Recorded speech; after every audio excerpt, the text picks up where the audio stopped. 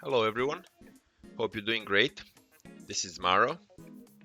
So this is my fifth video in a series following the World of Warships announcement on November 12th that Thunderer, Smaland, Georgia, Alaska and Massachusetts will no longer be obtainable in the game, starting with the update 10.1, which should be first or second week of February in 2021.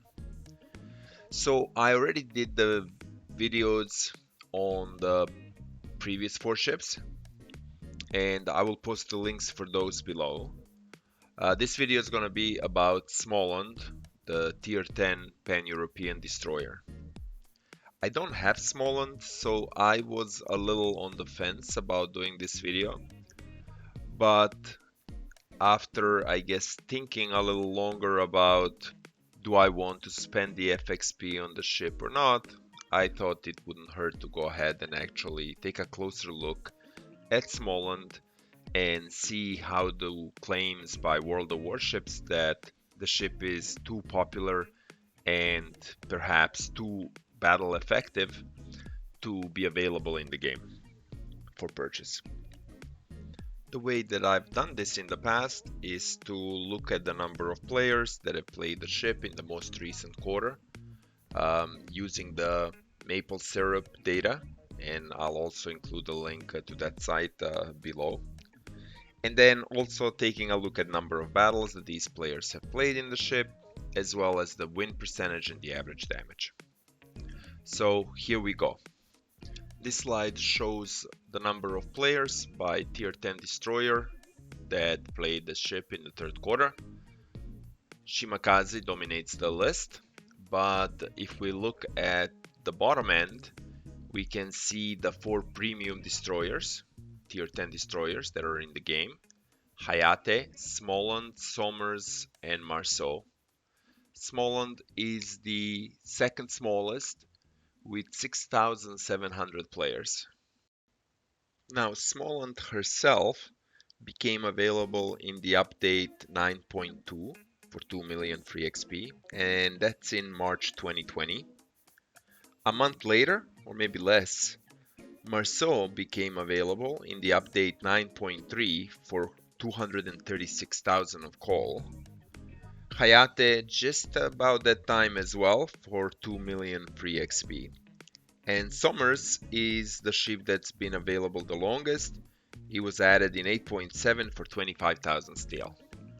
So as we look at the number of players, we can see that Somers, despite being available the longest, is still the third smallest number of players that will play the ship, while Marceau, because of call, is the fourth smallest, and it's the top of the premium ships.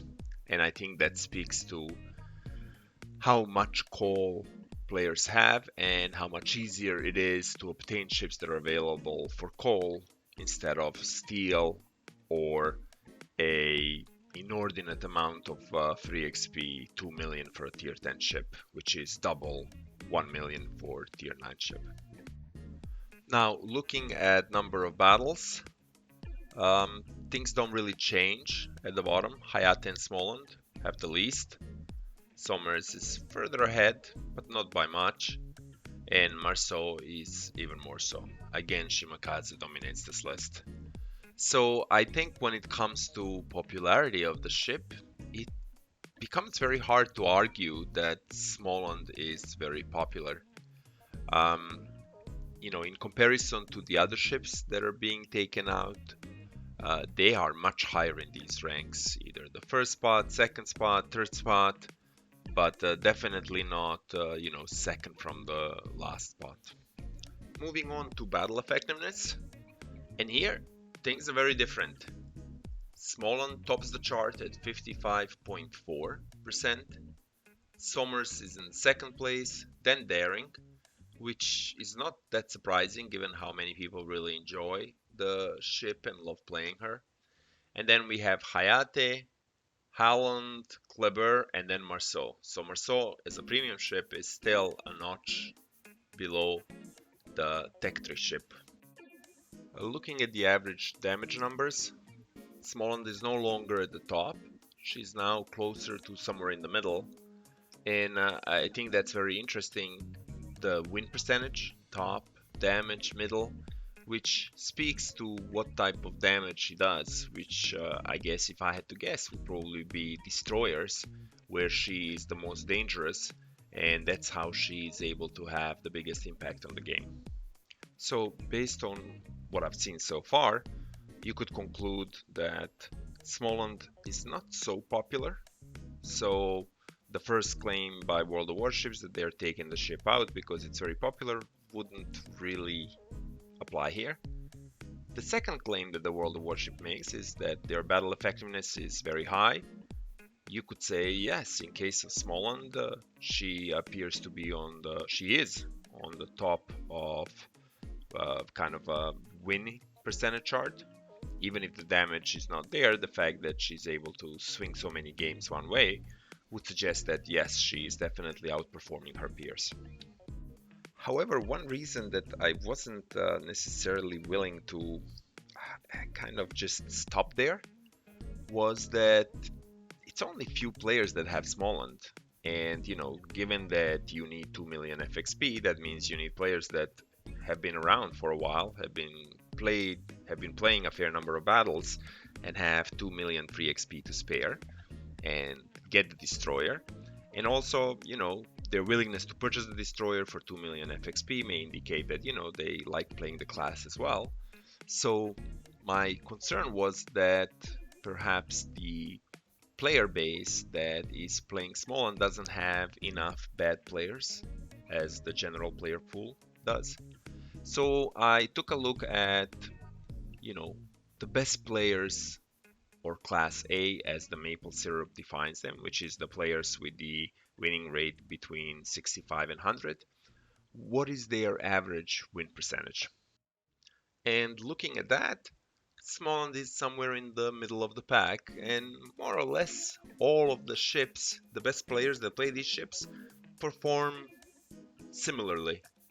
So the reason that Smaland is outperforming is not because her good players are doing better than good players in other ships. So if that's not the case, then I was wondering, does the composition of the battles across these tier 10 destroyers differs in some meaningful way that would point to potential clues why Smaland is outperforming. So I took a look at number of battles by class, and here some interesting things emerged. Now, I know this is a colorful chart, so bear with me. But looking at Smaland, you can see 5 colors: purple, blue, green, yellowish, and red, and percentage numbers. And what that says is that in case of Smaland, 20% of battles that were played in the third quarter globally were played by Unicom players with a winning record of 65 to 100. Then 29% of battles were played by very good players with a winning rate of 55 to 64%. And then you have green, 45 and 54, orange and red. So just looking at this, and I've sorted them by the Unicom purple and blue colors, you can see that in case of Smaland, 49% of battles were played by very good players. Somers a little less, then Daring, then Hayate, and then by the time you make it down to Gearing, you have only 21% of players are very good players that have played the ship. So this to me would indicate that potentially the reason for Smaland's outperformance is that good players were playing a lot of battles in Smaland. So I did another colorful chart to take a look and see, well, is that the case? So this again shows what the average number of battles is by class. So the purple is 21. So it says Unicom players have played on average 21 games in the ship. Good players have done 33 and so on. So looking at Smaland in comparison to other ships, for example the Unicum, a lot of these good players have played a lot more battles in Smaland than in other ships. And you can see that down, Sommer 17, Daring 14, all the way down to 13, I guess, Gearing. And then very good players did 33 games versus, 22 in a Daring, I don't know, 20 in Kleber and so on, which would support that notion that very good players were just playing a lot of battles in the ship, and that's the reason for her outperformance. But I wasn't, again, ready to just stop there. My concern here was that perhaps the player base is not necessarily different, but these players are able to do better in this ship than other ships, and that's why she's outperforming. And a way that I wanted to confirm that was to take a look at the number of players by category across different ships and see if Smaland's differs in any meaningful way. So here are the results of that. So here, Smaland on top, 16% of players are Unicum players, 15% are very good players, 53 are, I guess maybe that's to be called average players, and so on. And comparing them to other ships, and I'm going to do this across the first two categories, I guess just in terms of Unicums, 16%, and that's the highest number, maybe slightly higher than Sommer's 14, but it is the highest number, but I don't think it's meaningfully higher than in other categories. Very good players, 15, again, same as Sommer's, a little less than Holland, and there are a few other ships there that have 12 or 13%. Now, as important as good players are, also how many bad players you have is an important thing to look at. And here in case of Smaland, we have 6% of players that have, win rate between 0 and 34. But, that's slightly higher than Sommer's at 5. It's in line with Hayate at 6, slightly more than Sommer's at 5. So in all, as I look at this distribution of players, there are some differences here and there, but it does not appear that there are big differences. So it's not that you have the same type of players who are just doing better than in other ships. It's that good players are playing more, and as a result, the ship herself is outperforming. So of course then the next thing that I want to take a look is, well, what if the player base of Smaland was behaving more like, let's say, the average for the entire tier 10 class, or like Holland, because that's the sister Tech 3 ship and maybe it's a good proxy. So I derived a win percentage ratio on basis that your good players play the same as Holland, your medium players the same as Holland, and so on. And here are the results. So Smaland still on top, that's what we've seen before. But then I've added Smaland H and Smaland A. Smaland H matches the number of games played by Holland players, and Smaland A is the average for tier 10. And here we can see that the win rate changes. So if it's the same composition of players that do the same number of battles as in Holland, then the win ratio is only 52.5%, in line with Hayate. If it's average, then it's another percent lower, and it's the same as Holland, 51.5%. So looking at this data, I would argue Smaland is not outperforming. If anything, it's Sommer's.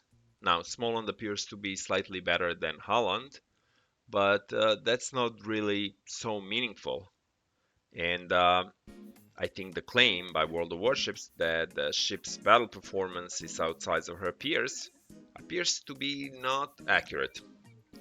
So I also went ahead and took a look at the average damage on the same basis as well. And this is what I got. The average damage in a Smaland is pretty low. It goes down to 41,000 if it's average kind of base. And if it's Holland, it's even lower, 38,000. It's almost like third from the bottom.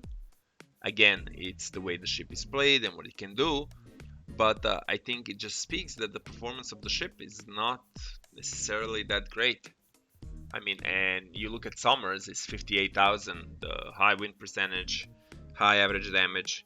So if anything, the ship that is outperforming it's Summers, not Smalland. So with that, I come to the end of this video. I apologize for many graphs that you've had to see through. I hope this was helpful and informative. If you liked the video, please don't forget to hit the like button and subscribe. I wish you all the best of luck on the high seas. Maro, out.